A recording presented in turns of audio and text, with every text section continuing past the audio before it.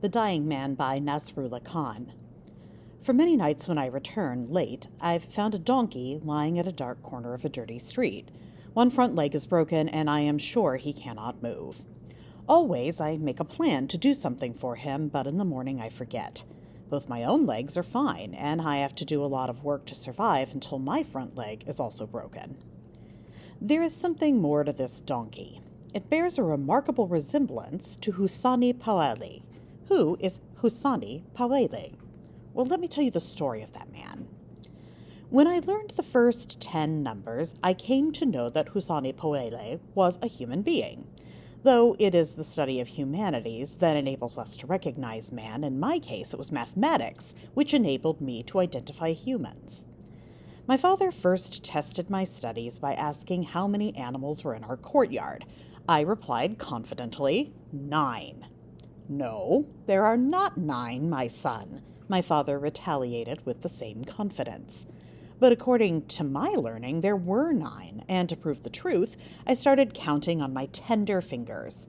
2 cows, 3 goats, 1 mare, 1 donkey, 1 dog, and 1 Husani Poele, so that is 9.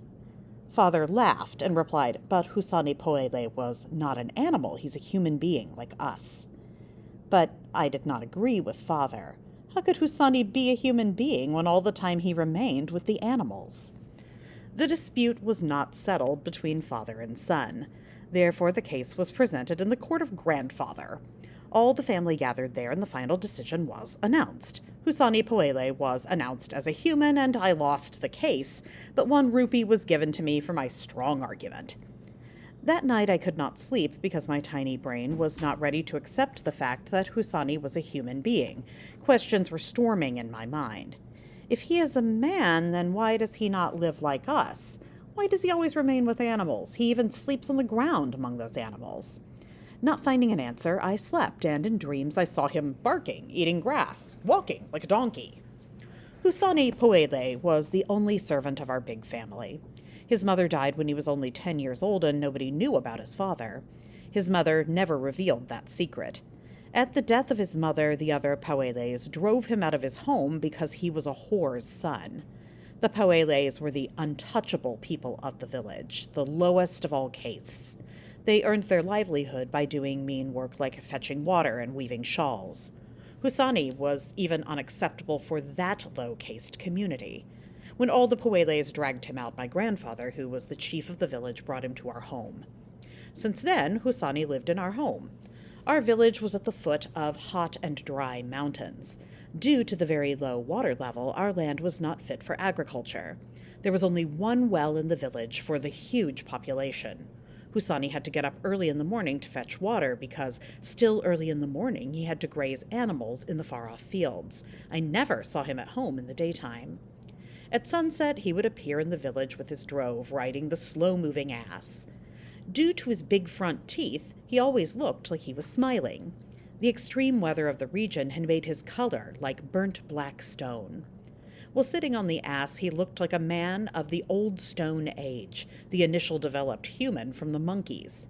Passing through the streets, he had to face the mocking remarks of the people.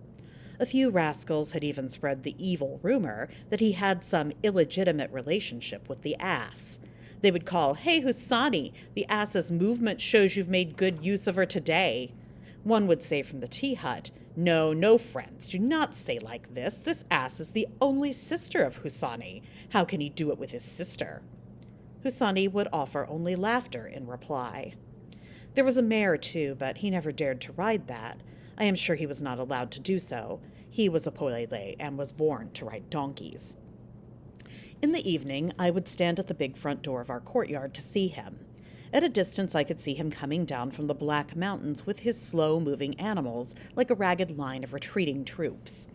In the darkening evening, bells tied around the necks of the animals sounded chimes of melancholy, like tragic music in an old film. He never came empty-handed. He always brought something for me: wild fruits, flowers, and very often mushrooms. Above all, he had a lot of stories to tell, stories of mysterious creatures and wolves. Thursday and Friday were the best days for Husani. In these days, the simple villagers would cook special dishes to put under the thick trees of the barren fields. They believed that ghosts lived in the trees, and the only way to placate them was to offer sweet dishes. Husani Poele would secretly eat as much as he could and affirm the belief of staunch believers. Years passed. We became young adults. Our grandparents died. Elder brothers became fathers, but there was no change in Husani's life. His responsibilities increased, and he had to lift more water on his feeble shoulders. Now my elder uncle became the head of the family. He was very strict and often beat Husani for his growing lethargy.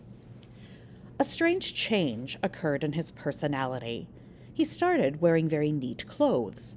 He had only one dress that he used to wash once in a month, but he started washing his clothes every week, and his fastidiousness did not go unnoticed.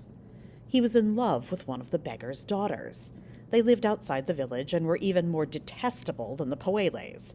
Husani Poele had some little status, being the servant of the chief of the village. Soon the news of the disgusting love affair reached my uncle. He could have scolded him alone, but it was to become an event of great entertainment for the nobles of the village.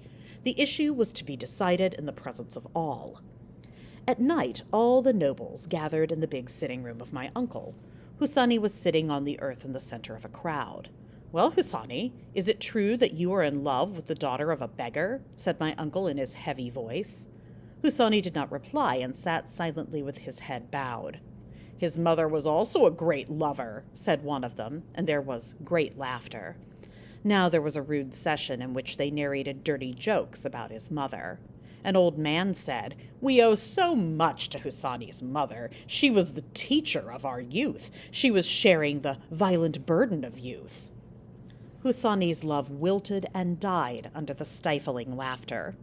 When he rose from the meeting, he felt himself free of the burden of love. He lifted the pitchers and started doing his work as if nothing had happened. After that, nobody saw him near the huts of the beggars. Later on, life dragged me into its vicious circle, and Husani was left far behind. I had to leave the village in search of a job and settled in the town. After many years, when I returned to the village to attend the marriage ceremony of my cousin, I did not find Husani anywhere. On inquiring, I found that he was counting his last days in the barren hut outside the village. He was suffering from tuberculosis, and the disease had almost finished him. I knew he was not taken to any doctor because nobody would be ready to go with that donkey-like man. They would consider it humiliating. I at once ran to the hut. He was lying in the dark and cold. For a few minutes he did not recognize me, but soon his eyes sparkled and he started weeping. He tried to speak, but an attack of terrible coughing denied him uttering even a single word. It was obvious that even breathing caused him horrible pain. I could not tolerate that stinking atmosphere and came out, saying, "Husani, don't worry. Tomorrow I will take you to the doctor. You will soon be all right." At the open door of the hut, I looked back at him and saw the shadow of death on his withered face. That very night he died. In the morning he was buried. There was no religious ceremony because nobody knew what his religion was. I still wonder how they allowed his body to be buried in the graveyard of men, for he never lived the life of men.